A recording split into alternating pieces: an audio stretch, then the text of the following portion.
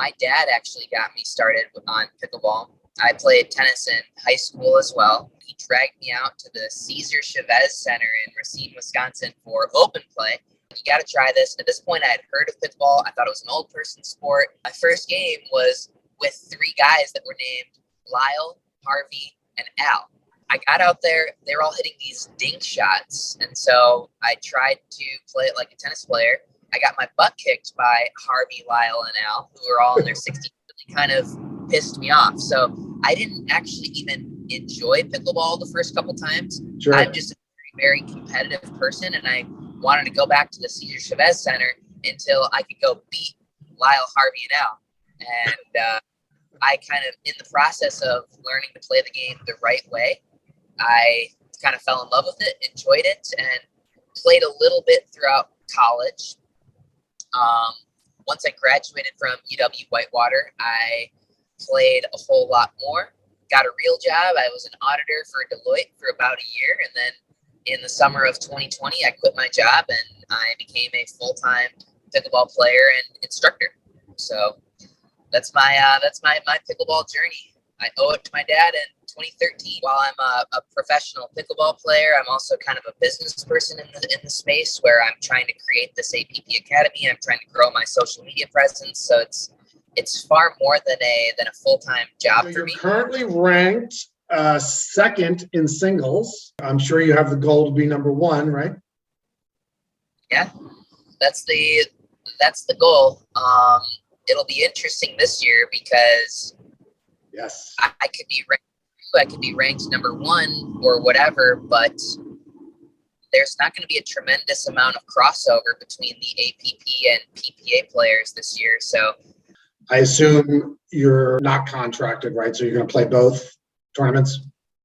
Yeah, I'm looking at playing primarily APP tournaments just because there's some artificial barriers to entry with the PPA, meaning like if I were to play a PPA tournament as a non-contracted player, I'd have to pay my entry fees, which adds up quickly to about $500 for me playing all the events. Right. Not going to get any stipend from the PPA, and the way that the prize money breaks down at the PPA is there's a lot less weight on singles seemingly at the PPA than there is the APP. So it's a large pay cut for me to head to a PPA tournament. In contrast, if I decide to go to an APP tournament, I'm going to get $2,500 to show up, comp entry fees, a travel stipend. So it is a large pay cut to go to the PPA. And last but not least, I'm going to be at every APP tour stop because I'm running the APP Academy. And so that's another revenue source for me at every single right. APP. So it's a very large disparity. I guess I'd probably take credit as the inventor of the chainsaw. What I was inspired by Morgan Evans, who uses the snap toss. Snap, yep. So tell me how you thought to even consider spinning on your serve. What do you remember how that all started? Yeah. So John Sincola and I were hitting ground strokes to one another, and we were both hitting topspin. And so we started realizing that the more topspin John gives me, the more difficult it is for me to reverse the spin and hit topspin. So we started doing, instead of hitting topspin, we started doing John hitting slice. When John hits me a slice, I can hit a lot more topspin. So we started to make the realization that a pickleball paddle and pickleball does not react the same way as a tennis ball, tennis racket. In tennis, you can pocket the ball on your strings and reverse whatever spin is on it. But that's not true of pickleball. So we started to realize how big of an impact the spin of the ball has on your shot. And so we both started spinning the toss out of our hand a little bit. To get more topspin? Yeah, to get topspin to start the ball already spinning on the top. And so when the 2021 rules came out, I asked Don Stanley if there was anything preventing me from starting the ball on my paddle to generate spin, and there wasn't. Were you experimenting with it first? I was experimenting with doing it out of my hand, and then I realized the ball off my paddle, I could get a little bit more. Okay. Because I wasn't snapping the toss. Snapping it, right. Kind of rotating my hand, getting a couple of, but then when I started rolling the ball off the paddle, I could get more. I played one tournament rolling the ball off the paddle, and then last year the PPA said, okay, we're not going to implement 2021 rules for the pros. So I had to go back to the drawing board, and then I started rolling the ball off of not my paddle, but my paddle hand fingers. So my paddle is in here, and I roll the ball like that. Yep. And it's kind of how the chainsaw serve came to be. I think you either are for spin serves or against spin serves.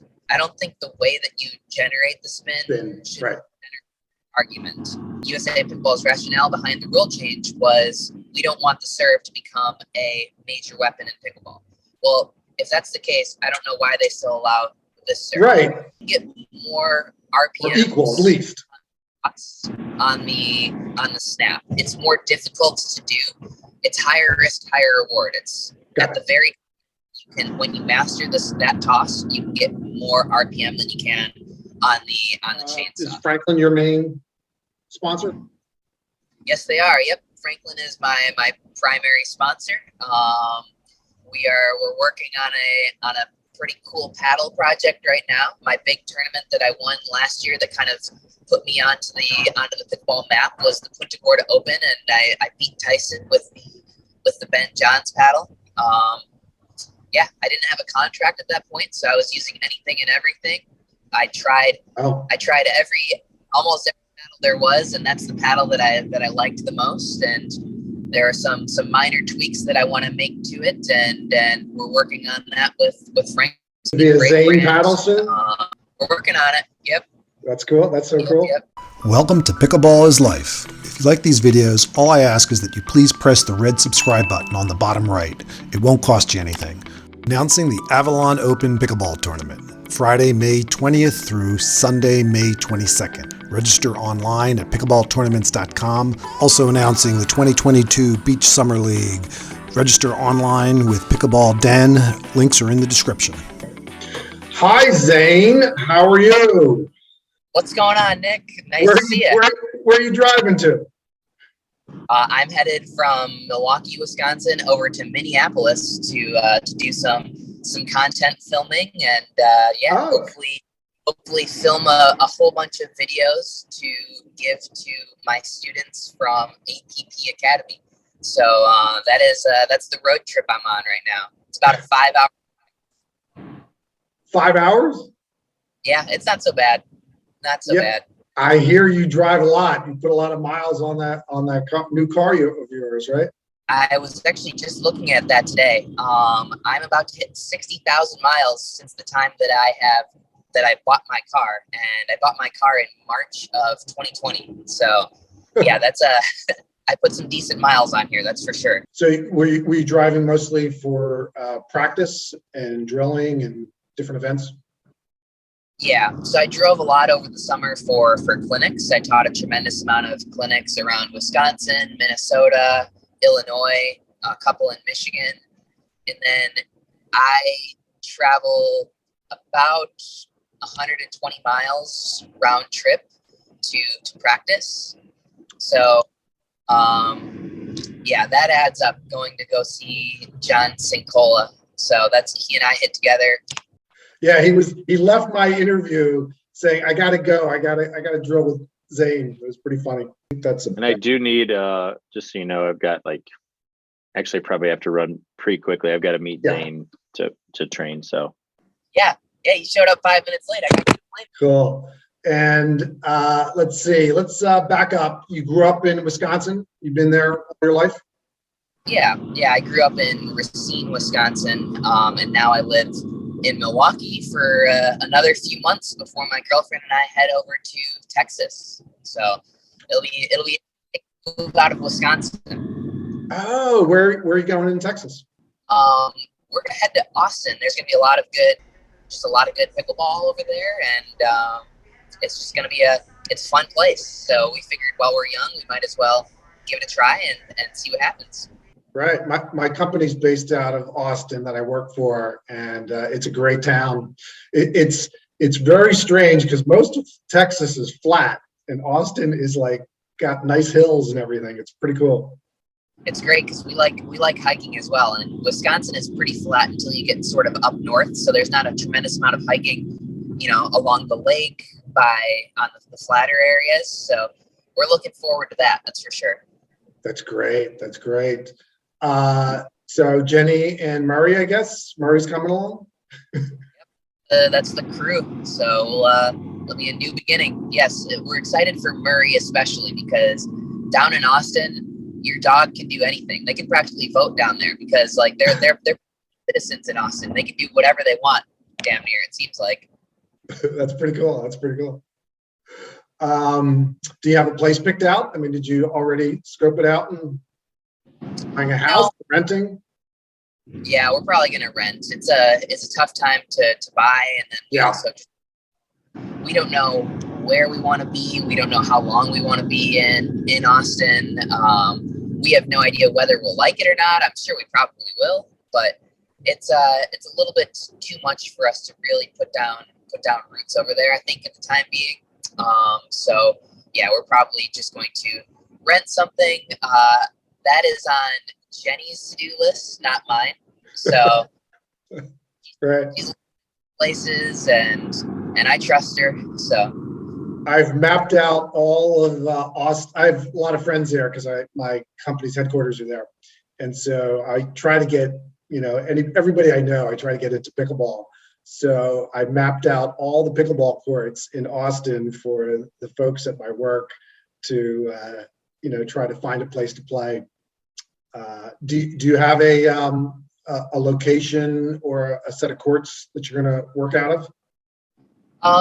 Well, I'm quite close with Tim Klitsch from the Austin Pickle Ranch, as well as Steve Kuhn from Dreamland. So I think I'll have, and that's kind of where most of the other pro players are going to be playing out of, is one of those two sites. So that's probably where I'll practice. Where we'll live, I don't know. So I think we're leaning towards a little bit closer to downtown. Yeah, some places awesome. where Jenny and I can, walk and walk Murray and that type of stuff. So I think we're leaning towards living downtown, and then I'll make the commute out to the Pickle Ranch or Dreamland for some pickleball. So let's back up. So you went to you played tennis in college, or high school and college? I did. I played D3 tennis at the University of Wisconsin Whitewater. I was pretty thrilled with my college tennis experience. Now, are you a tennis player as well, Nick? Yeah, played for probably 30 years. Okay. No professional or anything. 3-5 and 4-0. Hey, that's as long as you're having fun with it. I think 3-5s and 4-0s have more fun than professionals. That's good. Yeah. What's funny is we talk about this a lot, that like with tennis and golf, I played tennis with the same 10 guys for 25 years, 30 years. And golf, probably played with 10, different guys. And with pickleball, it's so different. It's like you play with so many different people. It's do you find that? Yeah, I mean that's how it started for me at this point. At this point, I have a very, very small group of people that I play with locally, because when I get a game together, I'm not going to open play at the YMCA, right? Because I'm trying to maximize my time on the court, and while I'm a professional pickleball player, I'm also kind of a business person in the space where I'm trying to create this APP Academy. I'm trying to grow my social media presence, so it's far more than a full-time job for me. Between practice, social media, teaching, the academy, administration, trying to do fitness work and everything. It's far more than a full-time job, but I I enjoy it in that way. So when I do get the opportunity to play, which probably isn't as frequently as you'd think of a pro pickleball player, I really try to maximize it by playing with the best players that I Sure. can. Yeah, I was talking about the sport in general, how it's so unique compared to so many other sports. The open play concept is just, the dominant force in the average pickleball player.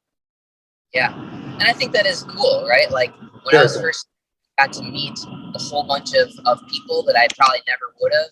In college tennis, I played with the same 10 guys, just like you mentioned, but there are just so many people that are playing pickleball and that are enjoying the community aspect of things, which is part of the reason that people like this sport so much, is because you can build friends out of it, right? So, what's the backstory? How did you hear about pickleball? Or, who turned you on to it? Yeah, so my dad actually got me started on pickleball. I played tennis in high school as well, and my dad told me that he started playing pickleball, and this was in 2013. That's good. That's 10 years ago almost. Yeah.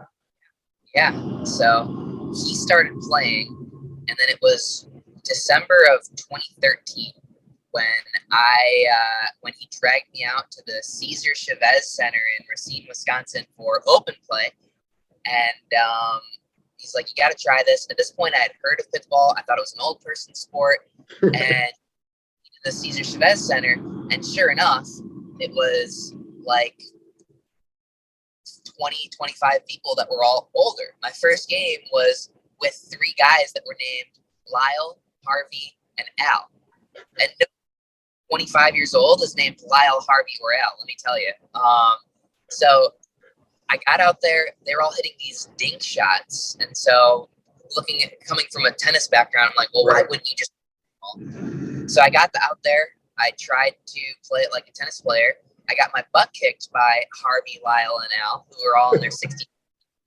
And that really kind of pissed me off. So I didn't actually even enjoy pickleball the first couple times. Sure. I'm just a very, very competitive person, and I wanted to go back to the Cesar Chavez Center until I could go beat Lyle, Harvey, and Al. And I kind of, in the process of learning to play the game the right way, I kind of fell in love with it, enjoyed it, and played a little bit throughout college. Once I graduated from UW-Whitewater, I played a whole lot more, got a real job. I was an auditor for Deloitte for about a year, and then in the summer of 2020, I quit my job and I became a full-time pickleball player and instructor. So that's my pickleball journey. I owe it to my dad in 2013. Did you get to play? Do you play with your parents, your dad, your mom? Yeah, I drilled with my dad yesterday. Great. I got to play the U.S. Open split age event last year with my dad as well. That's so cool. An event where you have one player that's over the age of 50, player under the age of 50 competing together. And so we went, I think, 4-2. We had some real good wins, and it's good. My dad doesn't play as much anymore, but it's I think I play enough for the both of us, and it's fun to be out on the court together. That's so cool. Did they target him a little bit? Yeah, but they got burned. His lobs were on point that day. I still don't lob. I've got to get a lob shot. I just don't lob in my game at all, and it's definitely a good tool to have in the arsenal. Yeah, I don't lob as much as I should either. It's a very situational shot, and you kind of has to be on your mind to do it. And I always find like, oh, I could have lobbed at that point, but it's never kind of at the front of my mind when it exactly. I don't think about it at all. I run for a lot of lobs, and I've finally gotten. Do you go for the drop shot on a lob when you have to run for it? That's what I'm trying to learn. Do you drive it? What do you do? It depends. If it kind of depends. So if it's a ball that I've tracked down and it's kind of sitting up nicely, I'll drive it. But if I'm scrambling, I might try and drop it, or I might throw up another lob. I used to always throw up another lob, and I think I was watching some video, maybe I don't know whose, but they said the best thing is to try to drop it, and so I'm trying to learn to drop it. You have to have the time, and I'm talking doubles. I'm sure it's different for singles. Sure. Yeah. I would say the drop is just difficult because you have to take into account your body weight moving away from you, and you really have to get the feel for that. But I think drop is probably also the best if you can get it down. Gives you a little more time, I think, than the drive. The drive, chances are they're waiting for it, and let's see. So you're currently ranked second in singles. That's a pretty good. I'm sure you have the goal to be number one, right? Yeah, that's the goal. It'll be interesting this year because yes, I could be ranked 2, I could be ranked number 1 or whatever, but there's not going to be a tremendous amount of crossover between the APP and PPA players this year. So yeah, boy, it complicates things tremendously. I assume you're not contracted, right? So you're going to play both tournaments? Yeah, I'm looking at playing primarily APP tournaments just because there's some artificial barriers to entry with the PPA, meaning like if I were to play a PPA tournament as a non-contracted player, I'd have to pay my entry fees, which adds up quickly to about $500 for me playing all the events. Right.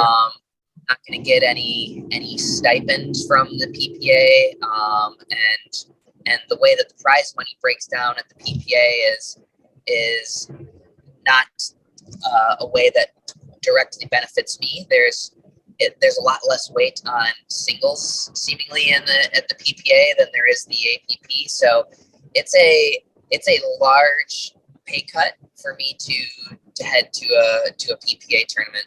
In contrast, if I decide to go to an APP tournament, I'm going to get $2,500 to show up, comp entry fees, a travel stipend. So it is a large pay cut to go to the PPA.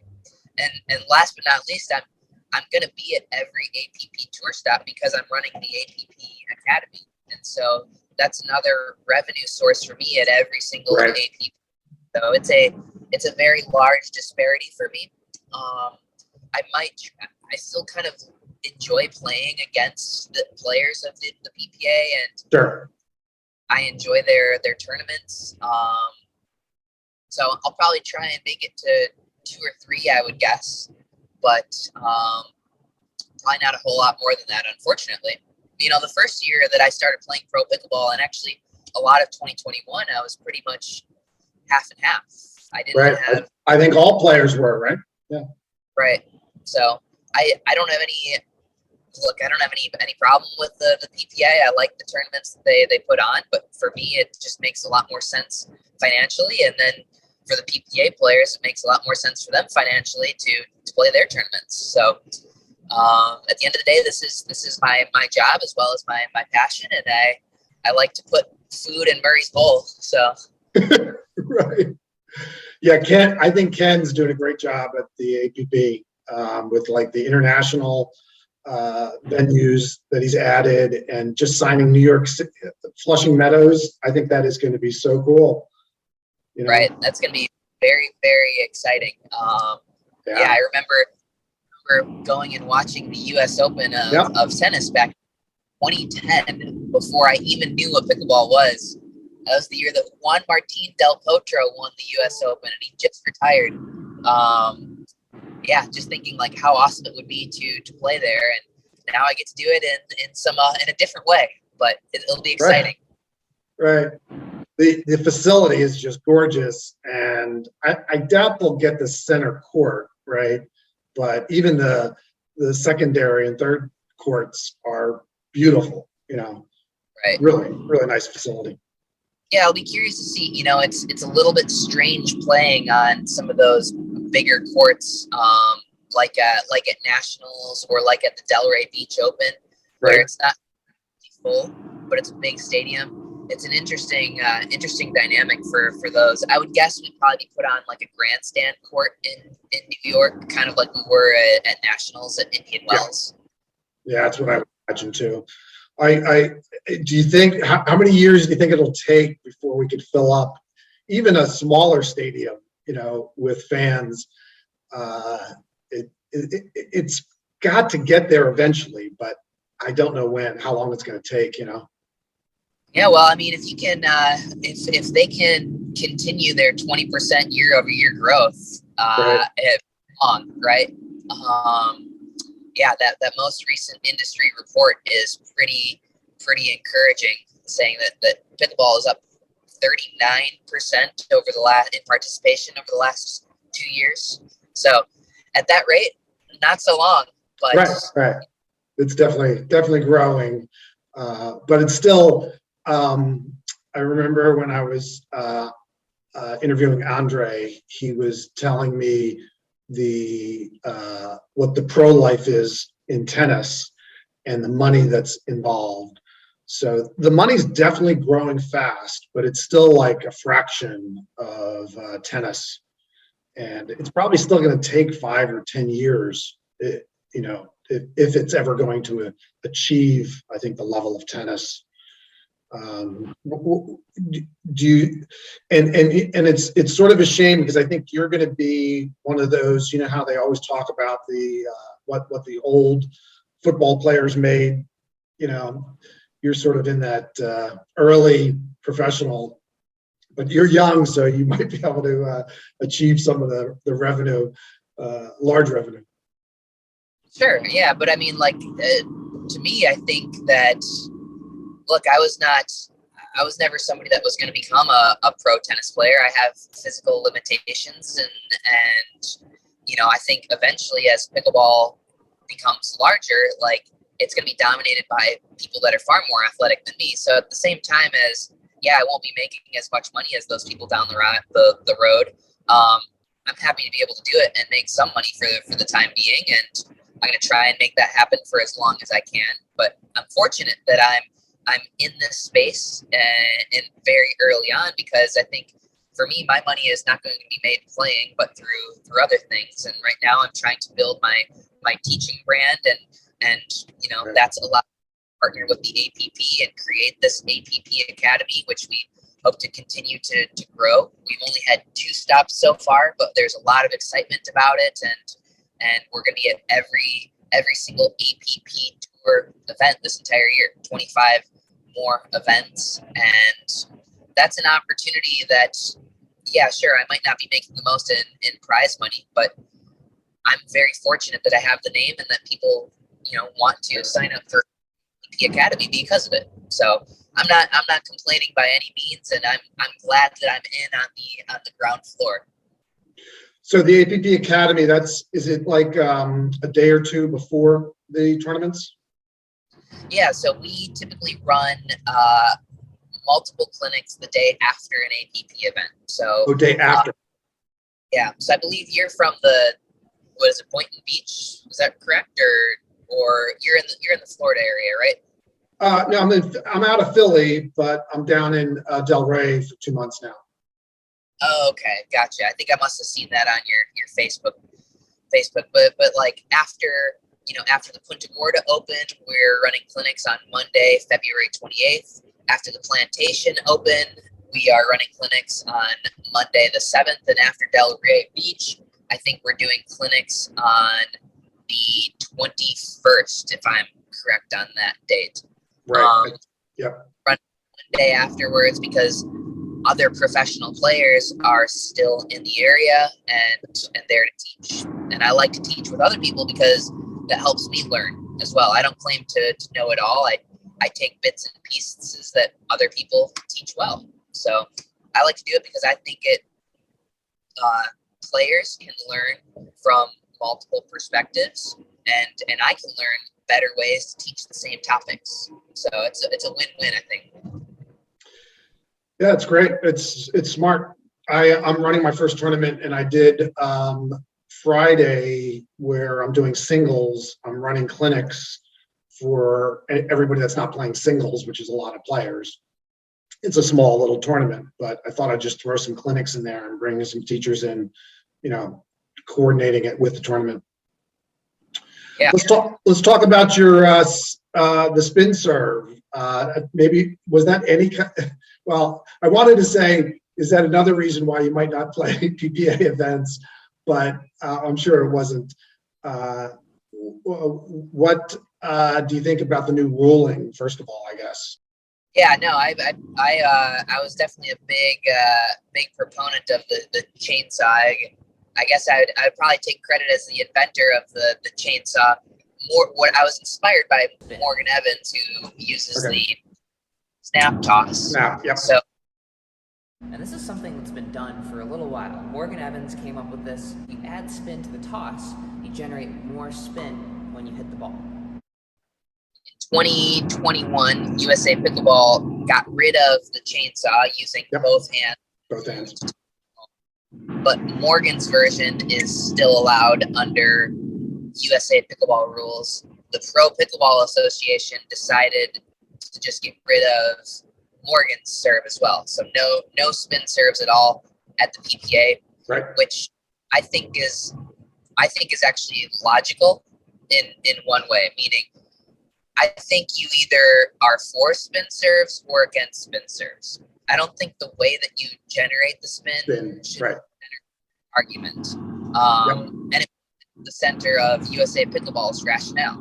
USA Pickleball's rationale behind the rule change was we don't want the serve to become a major weapon in pickleball. Well, if that's the case, I don't know why they still allow this serve. Right, and I think that you can actually get more velocity of the spin with the snap, right? Yeah, you can get more RPM. Or equal, at least. On the snap. It's more difficult to do. It's higher risk, higher reward. It's at the very when you master that toss, you can get more RPM than you can on the chainsaw.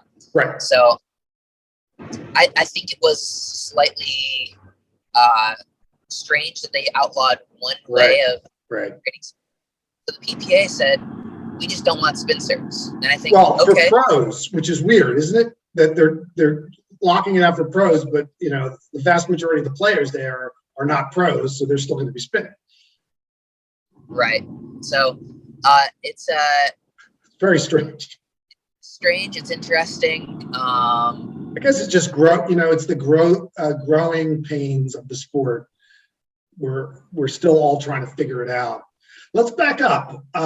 Tell me how you thought to even consider spinning on your serve. What do you remember how that all started? Yeah, so John Sincola and I were hitting ground strokes to one another, and we were both hitting topspin.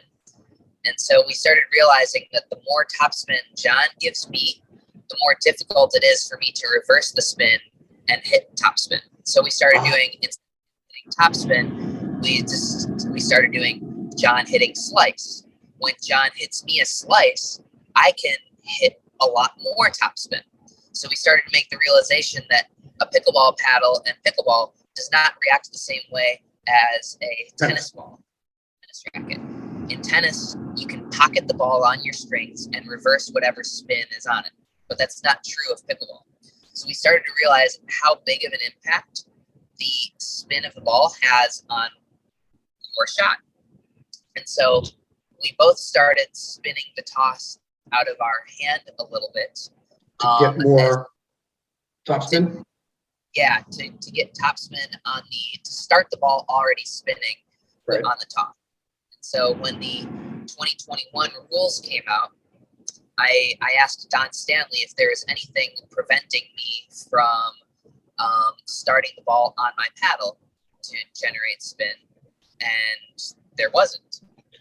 Were you experimenting with it first? I was experimenting with doing it out of my hand, and then I realized the ball off my paddle, I could get a little bit more. Okay. Because I wasn't snapping the toss, Snapping like, it, right. kind of rotating my hand, getting Yep. a couple arcs. But then when I started rolling the ball off the paddle, I could get more. I played one tournament rolling the ball off the paddle, and then last year the PPA said, okay, we're not going to implement 2021 rules for the pros. So I had to go back to the drawing board, and then I started rolling the ball off of not my paddle, but my paddle hand fingers. So my paddle is in here, and I roll the ball like that. Yep. And it's kind of how the chainsaw serve came to be. And I'm curious, so with a roll forward to get more topspin, the ball bounces lower, or what's the effect of a forward? The effect of a forward spin would be not so much in the bounce. When topspin hits the ground, it will generally kick upwards a little bit more.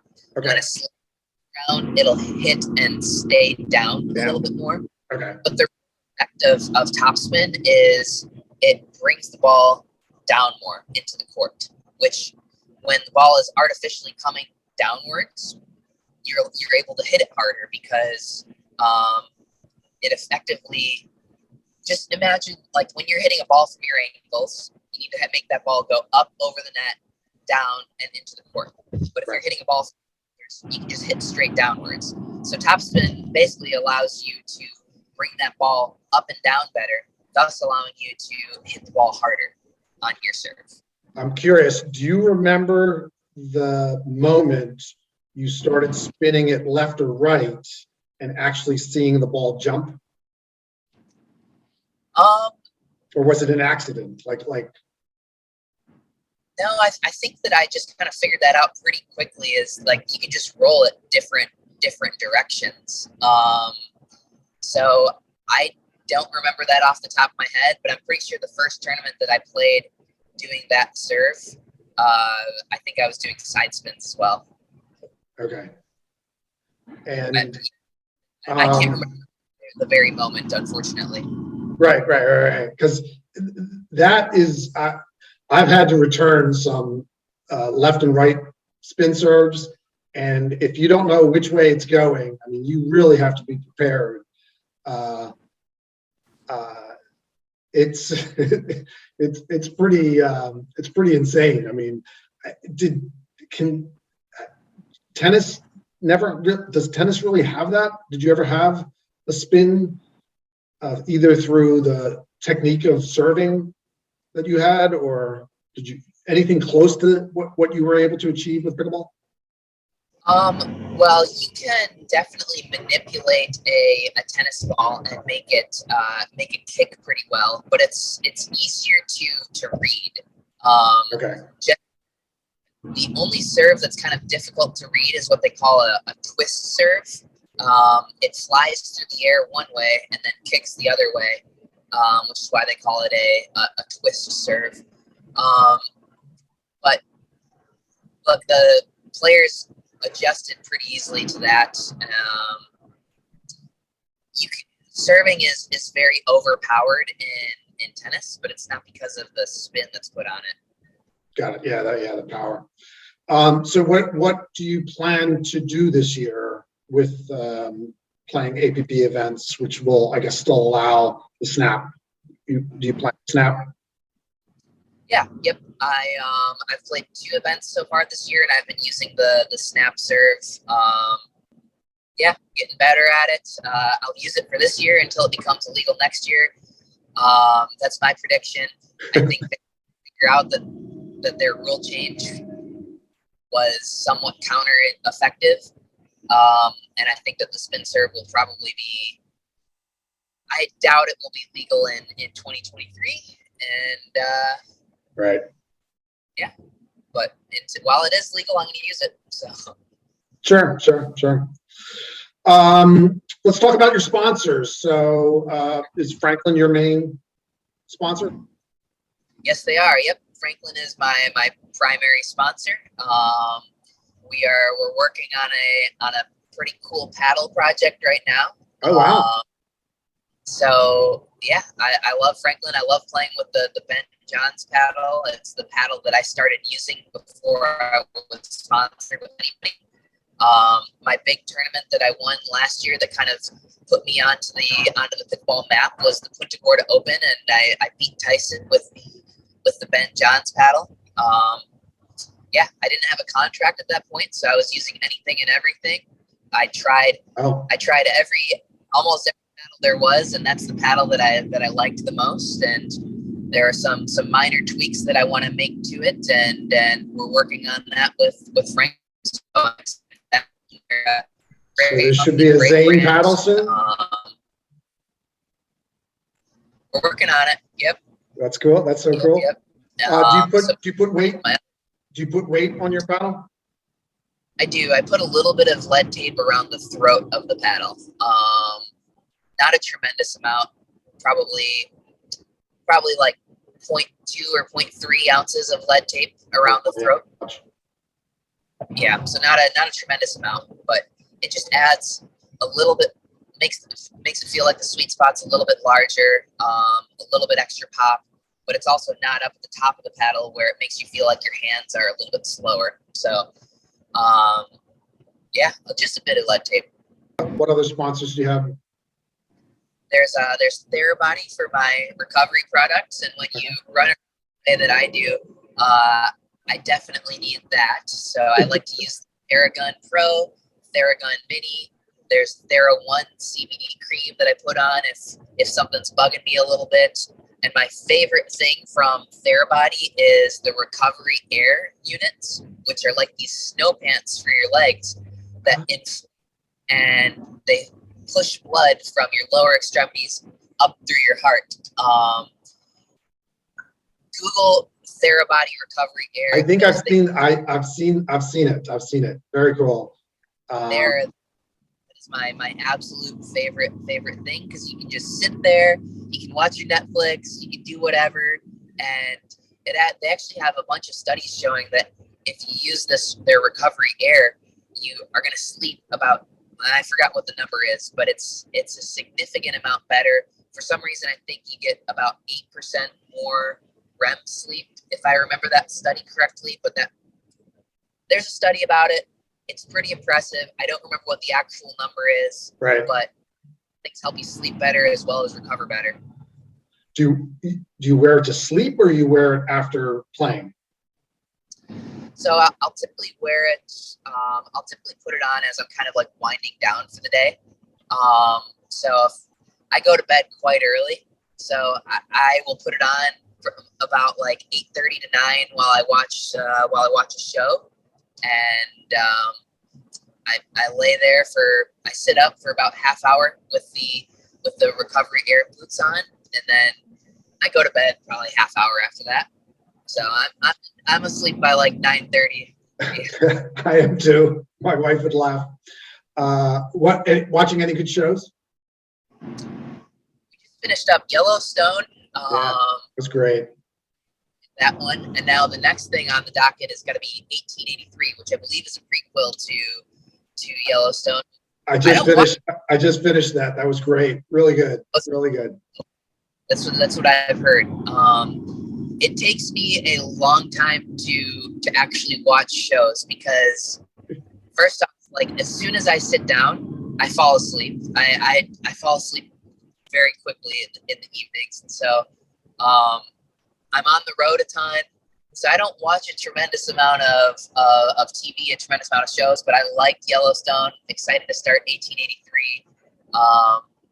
Yeah. What season are you up to in Yellowstone? We are through everything that's on Netflix. So I think that's 3 seasons, maybe 4. Okay. Yeah. Yeah, we finished. You got to switch over to Peacock. It's so weird. Or Paramount. No, you got to switch over to Paramount. I think it really stinks. Let's talk about your recent events. Let's see. You won gold at the Masters, Boca Raton. Very sweet. That was in split doubles, right? With Dave Weinbach. How was that? Today, over 50, under 50. That was a fun event. Got to play with my Wisconsin boy, Dave. Yeah. Do you get to play with him much, or I mean, he's a legend. Yeah, he's in Madison. I'm in Milwaukee, so it's a decent hike to get over there. We actually don't play nearly as much as we used to. He's gone at all the PPA stuff. I'm gone at all the ATP stuff, and so there's not actually a whole lot of overlap there. So Dave and I used to. There were a couple of years there where I was over in Madison like every day, but not as much anymore. Right. You got silver in singles, beating JW in a 3-setter. That looked pretty exciting. I just got beat out by J-Dub. That was a pretty high quality singles match. Yeah, very good. That was good stuff. I can't complain in matches like that. But I'll get J-Dub next time. That's the plan. I'll get a shot at in Punta Gorda. He came to. I've been playing at this park, Calusa Park in Boynton, and he showed up at like 12:30 and just started drilling with some friends. It was pretty cool. I'm gonna try to get an interview with him. Area. So.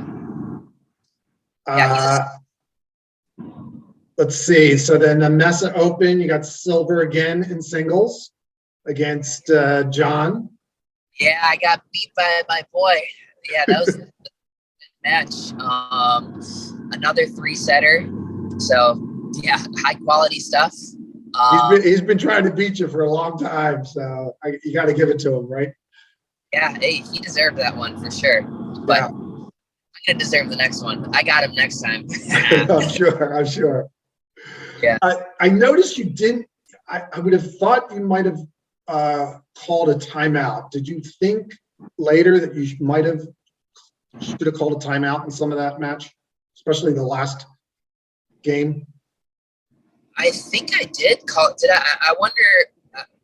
I don't know. I thought I used my timeouts. I thought I might have been out of them. I thought I was kind of using my timeouts a little bit generously, or maybe I mistimed them. I was kind of I was sick around Christmas time, and I was struggling a little bit to catch my breath after some points. So I thought I had used my timeouts. Maybe I just didn't have any left towards the end after a couple of gut busting points. But maybe memory isn't serving me well on that one. I think I know what you're talking about, and I think I would have called a timeout, or should have called a timeout at least, but not entirely. Yeah, he went on like a 7-0 run or something, I think, to start. And I kept, even the announcers were, talking about that. Just thought if it came to you afterwards. I got a question for you. You tap the back of the court fence almost every time you go back. Where's that from? Was that from tennis or? Yeah, that was a habit that I started in tennis. My tennis coach Frank Barnes from UW Whitewater kind of showed me that it's a way of.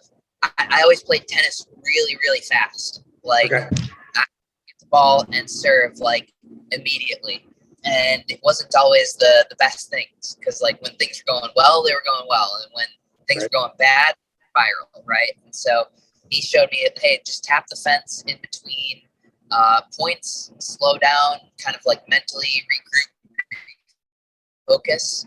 And I really liked that. It's something I did for the rest of my tennis career, and it's something that I took from tennis and now applied to pickleball. So it's kind of a mental reset for me between points.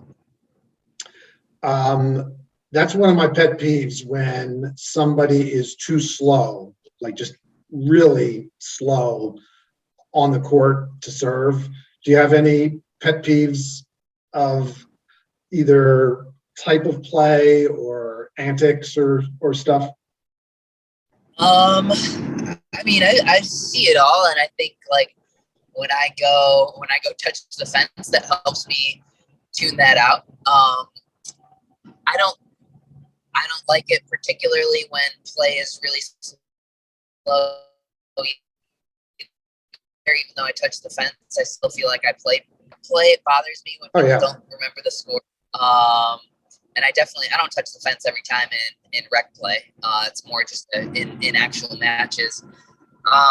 People who can't remember the score, that bugs me. And I'm talking specifically about Neil Medarata, Jerry Ho, and mostly those two. Those guys never remember the score. They're guys that I play with. John will get a kick out of that. Dan Schumann never remembers the score. Kevin Andolaro never remembers the score. So, yeah. Let's talk about your partners. Let's see. Merchant is your go-to men's doubles partner, right? Yeah. I play a tremendous amount with Althoff. This upcoming year, I'm playing a little bit with Andre, a little bit with JW, a couple with should be good. So, I've played a lot with Althoff, but he's heading to seniors in 2023, so I have to find a replacement for Althoff this year. We're going to play a little with Althoff, Andre, JW, DJ. And then mixed, I'm playing a lot with Andrea Coop, a couple with Anna Barr, the Kawamoto sisters, Maggie Raminzi. So I think Corinne Carr, I think I'm playing with one. So I'm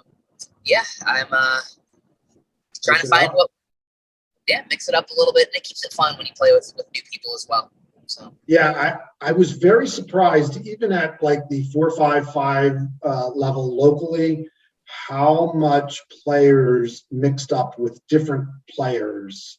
I don't know whether it's unique to pickleball, but I was always surprised to see how much players didn't stay just with the same player year after year, you know? Yeah. Well, it keeps things fresh a little bit.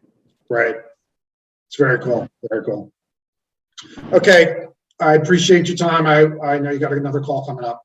Thanks so much, Zane. Really appreciate it. Much. I appreciate you're making this happen. So thank you. Thanks for putting up with my dropping phone in the car.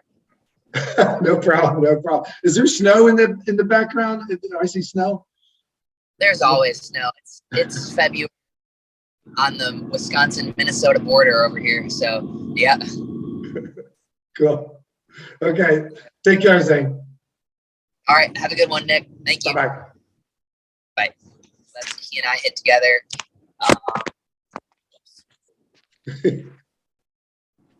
Yeah, he showed up 5 minutes late. I got to blame over there. Sorry. I'll have to use that for the outtakes. There you go. If we need to recut that, that's fine. Right. I want to thank my new sponsor, Selkirk.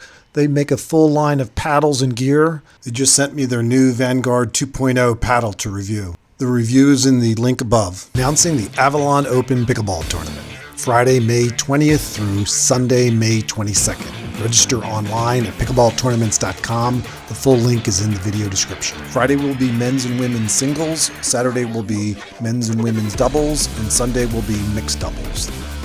There are skill, age, social, and open divisions with prize money. The tournament will be held at the A Street Recreational Center in Avalon, New Jersey. Make a vacation weekend out of it. Come enjoy the Avalon beaches, restaurants, and bars. Also announcing the 2022 Beach Summer League. Register online with Pickleball Den. Links are in the description.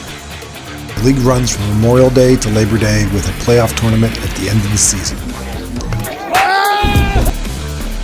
Join the fun and competitive Pickleball's Life Beach Summer League. We will be using the Pickleball Den app this year to register, see your matches, and record your match results. When registering, go under brackets and you will see the various divisions: men's doubles, women's doubles, mixed doubles, and singles. Another way you can support my channel is to use the Amazon product links I have in the description of the video. There's no cost to you or added cost, or you can go to my Amazon storefront and select a product. And check out my Pickleball Venues Google map. There's a link in the description. And check out my Pickleball Tournaments Google Calendar with all the Mid-Atlantic East Coast tournaments coming up. Hey, if you like this video and want to help support my pickleball channel, we have Pickleball is Life t-shirts available in both V-neck and crew cut, in both dry fit and cotton, with sleeves, sleeveless, and women's racerbacks. I just got in new A4 blocked shirts with stripes down the side. For the fall, I just got in North End women's and men's Radar quarter zip performance long sleeve tops. And I have men's performance shorts available. I also have Pickleball is Life hats and sport towels. You can purchase them from me on the court, online at Etsy, or just Venmo me the money and I'll mail them right out.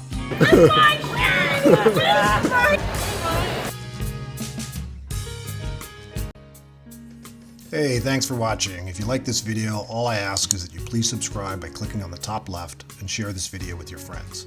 If you want to see some other pickleball videos, they're here in the center.